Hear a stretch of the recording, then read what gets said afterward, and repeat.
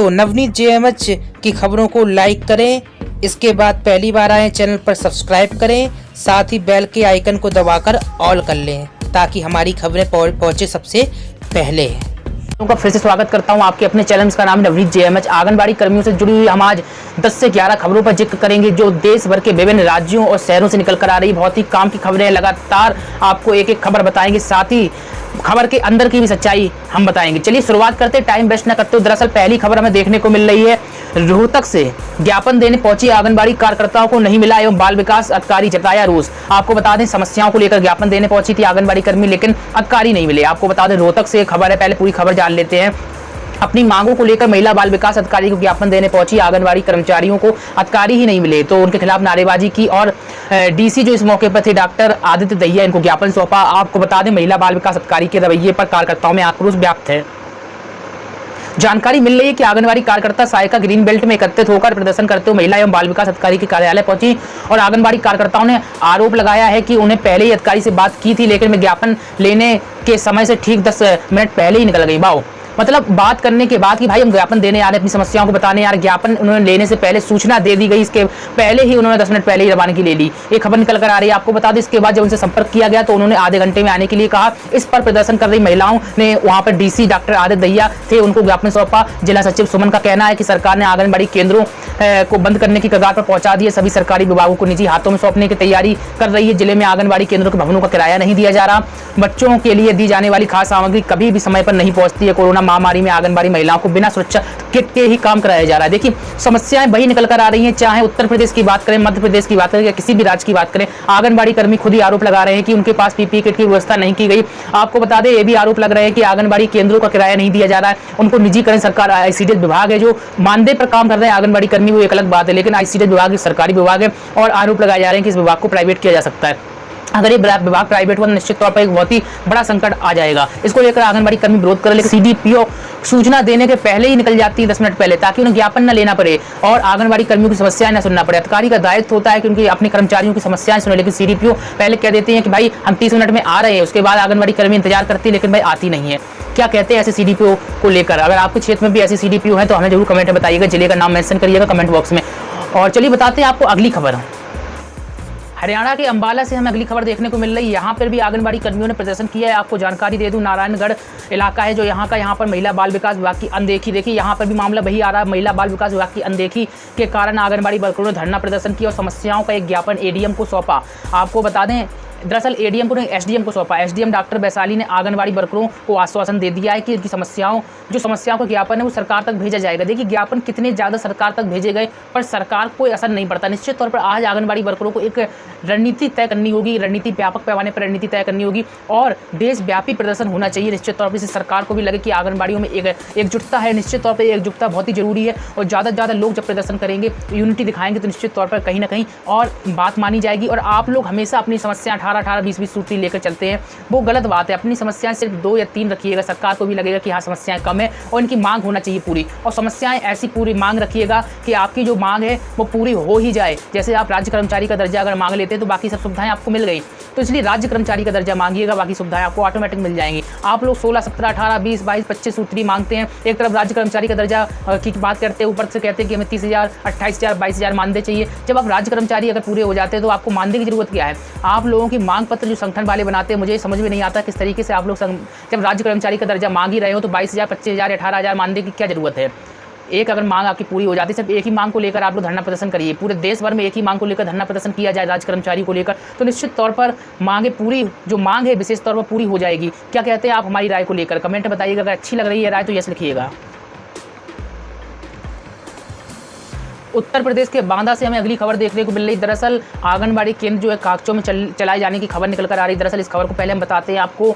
तो आंगनबाड़ी केंद्र जो है सेमरिया कुशल, आपको बता दें उत्तर प्रदेश के जनपद बांदा से एक खबर निकल कर आ रही है और इस जानकारी मिल रही है कि केंद्र में कुल 96 बच्चे व 16 गर्भवती सहित 10 धात्री महिलाएं पंजीकृत हैं। इनमें 7 बच्चे अति कुपोषित भी दर्ज हैं। इस केंद्र में अक्सर बंदी रहती है। आंगनबाड़ी कार्यकर्त्री जो है उर्मिला देवी ने बताया कि बीते 2 वर्ष से हॉट कुक्ड जो है योजना बंद पड़ी। बताइए 2 वर्ष से हॉट कुक नहीं आ रहा है, जानकारी मिली है। प्रति माह मिलने वाली पंजीरी से कुपोषण दूर होना संभव नहीं है, ये इनका कहना है। वहीं आंगनबाड़ी केंद्र दामूगंज अतर्रा अतरा जो है बांदा जनपद में पड़ता है। आपको बता दें इस केंद्र में 14 गर्भवती, 12 धात्री, 115 बच्चों सहित 40 किशोरी दर्ज हैं। इनमें कुपोषित जो बच्चे हैं 21 हैं, 2 किशोरी भी सम्मिलित हैं। आंगनबाड़ी कार्यकर्त्री जो है कमलेश गुप्ता, इनका कहना है कि कुपोषण दूर करने के लिए बीते वर्ष दूध, दलिया सहित अन्य सामग्री मिलती थी। हॉट कुक्ड योजना भी संचालित होती, लेकिन 2 वर्षों से ये सब ठप पड़ी हुई है। आखिरकार ये सब क्या हो रहा है? आंगनबाड़ी विभाग में ना कमरे का किराया आ रहा, ना आंगनबाड़ी कर्मियों का वेतन समय पर दिया जा रहा, जो योजनाएं हैं वो भी नहीं चल रही। एक तरफ सरकार कह रही है कि आंगनबाड़ी कर्मियों को प्री प्राइमरी टीचर का दर्जा देंगे। भाई देखते प्री प्राइमरी टीचर में आंगनबाड़ी कर्मियों को क्या मिलेगा। आपको बता दें एक अच्छी खबर ये है कि प्री प्राइमरी अपनाने वाला देश का पहला राज्य कौन सा बन गया। इसको लेकर भी हम अभी खबर बताएंगे, हमारे साथ बने रहिएगा, कहीं आप मिस मत किया करें। बहुत ही इंपॉर्टेंट खबरें आपको लगातार बता रहे हैं। अगर हमारी खबरें अच्छी लगती है तो लाइक करिए, पहली बार चैनल पर सब्सक्राइब करके बेल को दबा लीजिए, शेयर करना मत भूलिएगा, कमेंट जरूर किया करें, अपनी बहुमूल्य प्रतिक्रिया दिया करें। चलिए अगली खबर आपको बता देते हैं। आपको कल भी खबर दी थी, आपको बता दूं भिवानी से भी आंगनबाड़ी सुपरवाइजरों का विरोध प्रदर्शन शुरू हो गया। दरअसल ऑनलाइन ट्रांसफर को लेकर आंगनबाड़ी सुपरवाइजर विरोध कर रही हैं। दरअसल भिवानी से ये खबर निकल कर आ रही है, सरकार ने महिला बाल विकास विभाग द्वारा ऑनलाइन तबादला नीति के विरोध में आंगनबाड़ी सुपरवाइजर मैदान में उतर आई हैं और विरोध प्रदर्शन कर रही हैं। प्रदर्शनकारियों की अध्यक्षता करते हुए ICDS एसोसिएशन की जिला अध्यक्ष बिमला, इन्होंने कहा है कि सरकार ने जो ऑनलाइन ट्रांसफ़र की नीति अपनाई बहुत ही बुरी है और ऐसे में निश्चित तौर पर हम लोग इसी कारण से विरोध कर रहे हैं। आपको बता दें ICDS वेलफेयर एसोसिएशन संबंधित सर्व कर्मचारी संघ के बैनर तले यहाँ जिले भर की आंगनबाड़ी सुपरवाइजर प्रदर्शन कर रही थी और एसोसिएशन की जिला प्रधान बिमला ने कहा है कि विभाग द्वारा महिला सुपरवाइजरों के ऑनलाइन तबादले किए गए हैं। केले भिवानी जिला से 14 महिला सुपरवाइजरों को मेवात, फरीदाबाद, होडम, सिरसा जैसे दूर दूर इलाकों में भेजा गया। निश्चित तौर पर सुपरवाइजर भी विरोध प्रदर्शन कर रहे हैं। उनका कहना है कि उन्हें अपने क्षेत्र से दूर ना भेजा जाए, ये नियम भी है, लेकिन ऑनलाइन ट्रांसफर नीति सरकार जो कर रही है उसको लेकर इन्होंने विरोध जताया है। किसी भी तरीके से वह इस नीति को नहीं मानने वाली, सुपरवाइजरों का ये कहना है। बिहार के वैशाली से बड़ी खबर देखने को मिल रही है। जब भी आप बैंक जाएं तो बहुत ही सोच समझ के जाएं। देखिए इस समय बैंक में एक सिस्टम हो रहा है क्योंकि भीड़ ज़्यादा देखने को मिल रही है। बहुत सारे आंगनबाड़ी बहनें जिनको पैसा निकालना ATM से आज भी नहीं आता। दरअसल अगर आपको ATM से पैसा निकालना नहीं आता तो कमेंट में यस लिखिएगा, उसको लेकर भी हम प्रॉपर जानकारी आपको शेयर करेंगे।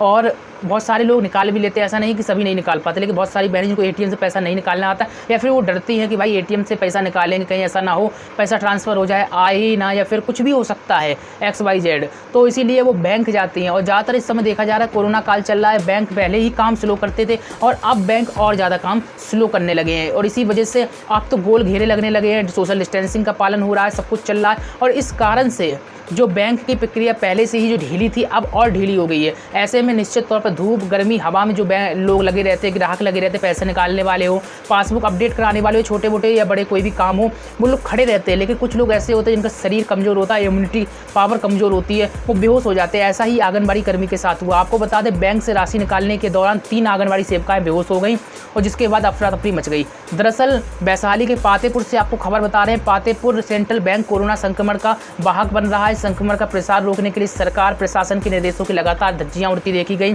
आपको बता दें सोमवार को पोशाक राशि यानी कपड़े की धनराशि निकालने के लिए करीब 300 आंगनबाड़ी सेविकाओं को बुलाने से अराजक स्थिति उत्पन्न हो गई। यहाँ पर आरोप लग रहे हैं कि बुलाया गया था, 300 बहुत ज़्यादा संख्या होती है। इसी दौरान गर्मी के कारण 3 से आंगनबाड़ी सेविकाएं बेहोश हो गई। बैंक की शाखा में सुबह 11 बजे से शाम 6 बजे तक अफरा तफरी का माहौल बना रहा।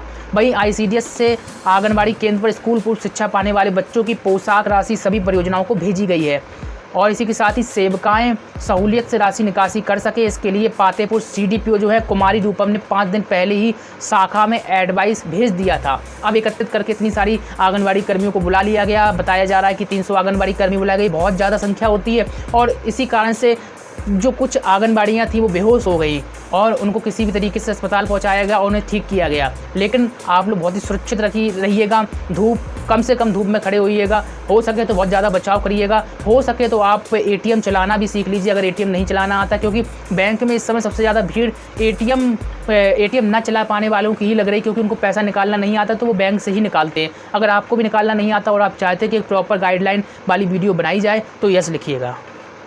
बिहार के कटिहार से अगली खबर हमें देखने को मिल रही है। दरअसल अब आंगनबाड़ी केंद्र का निर्माण होगा, बजट जारी हो गया है। प्राणपुर प्रखंड के 2 पंचायतों में 7 आंगनबाड़ी केंद्रों का भवन निर्माण कार्य हेतु 60,80,000 रुपये से ज़्यादा जारी हो चुके हैं। इस अवसर पर मनरेगा डीपीओ पंकज कुमार, जिला कार्यक्रम अधिकारी और बीडीओ सहित अन्य लोगों ने शिलान्यास कर दिया है। उक्त शिलान्यास समारोह में पदाधिकारी ने मास्क एवं सामाजिक दूरी का पालन भी किया है। आपको बता दें, इस मौके पर बीडीओ ने जानकारी दी कि उत्तरी लालगंज पंचायत अंतर्गत आंगनबाड़ी केंद्र संख्या 105 एवं 149 का शिलान्यास किया गया, जबकि पत्थरबार पंचायत अंतर्गत वार्ड संख्या 2, 5, 8, 12 एवं 14 में आंगनबाड़ी केंद्र का शिलान्यास किया गया है। तो निश्चित तौर पर आंगनबाड़ी केंद्र का शिलान्यास होने से क्या काम होगा? अभी शिलान्यास हुआ यानी शिला रखी गई, लोकार्पण नहीं हुआ। आपको दो चीज़ों की जानकारी दी, शिलान्यास और लोकार्पण में अर्थ क्या होता है। शिलान्यास का अर्थ होता है किसी भी चीज़ का पत्थर रखना, यानी कि उसकी चीज़ की शुरुआत हो जाना, लेकिन शुरुआत होने से ही आप सफल नहीं मान सकते। बहुत चीज़ों की शुरुआत हो जाती है लेकिन वो चीज़ें बन नहीं पाती है। जब तक लोकार्पण नहीं हो जाता तब तक आप समझ लीजिए अभी भी मामला ठंडे बस्ते में, लेकिन शिलान्यास हो गया, ये जानकारी स्पष्ट है।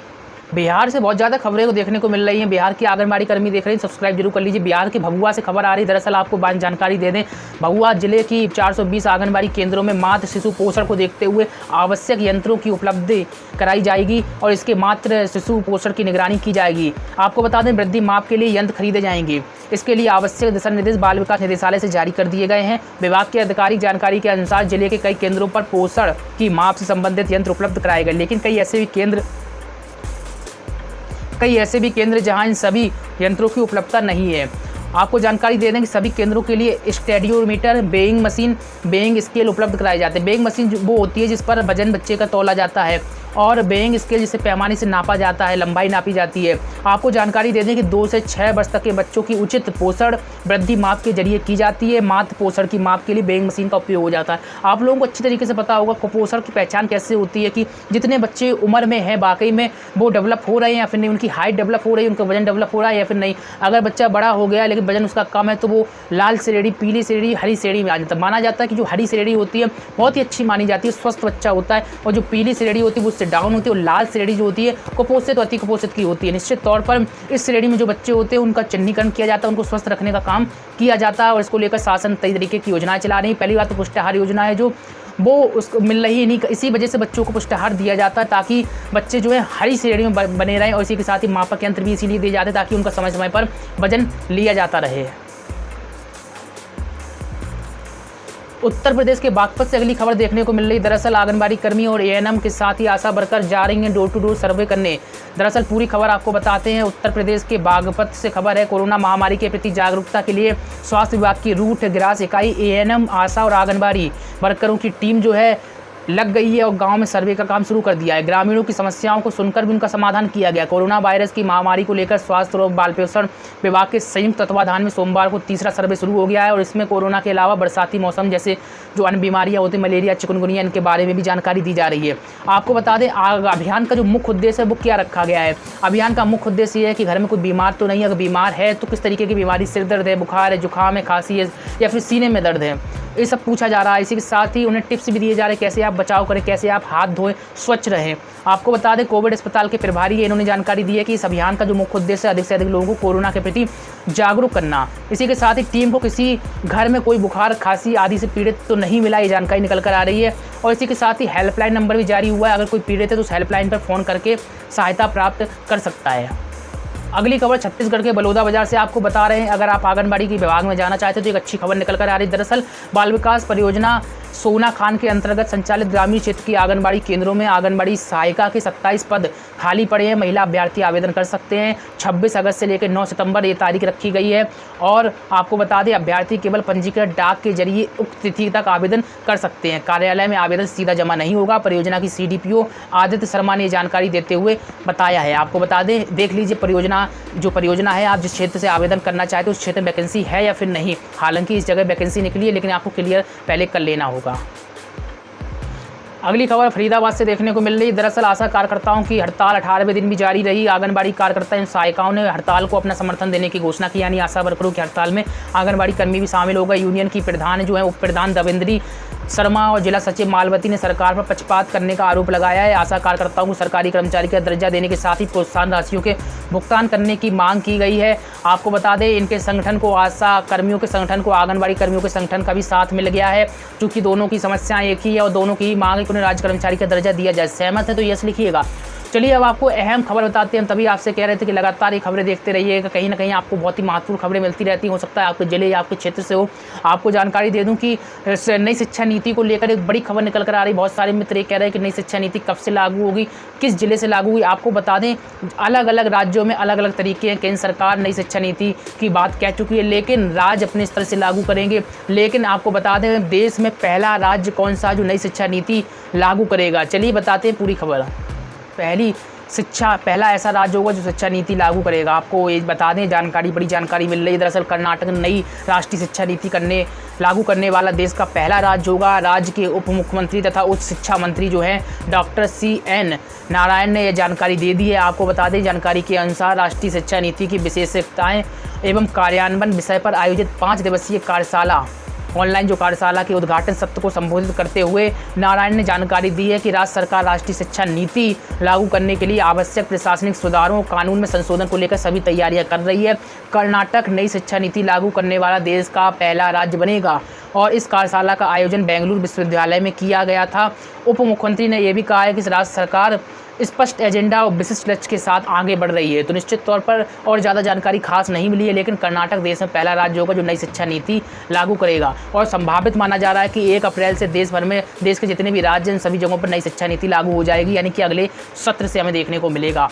तो आज की ये खबरें आपको कैसी लगी? बड़ी बड़ी खबरें हमने आपके सामने प्रेजेंट की हैं, बहुत ही अहम खबरें दी हैं। लगातार आंगनबाड़ियों से जुड़ी हुई खबरें हम प्रदान करते रहते। चैनल पर पहली बार है सब्सक्राइब करके बेल को दबा लीजिए, ऑल कर लीजिए ताकि आपको नोटिफिकेशन मिलती रहे। साथ ही लाइक और शेयर करना मत भूलिएगा।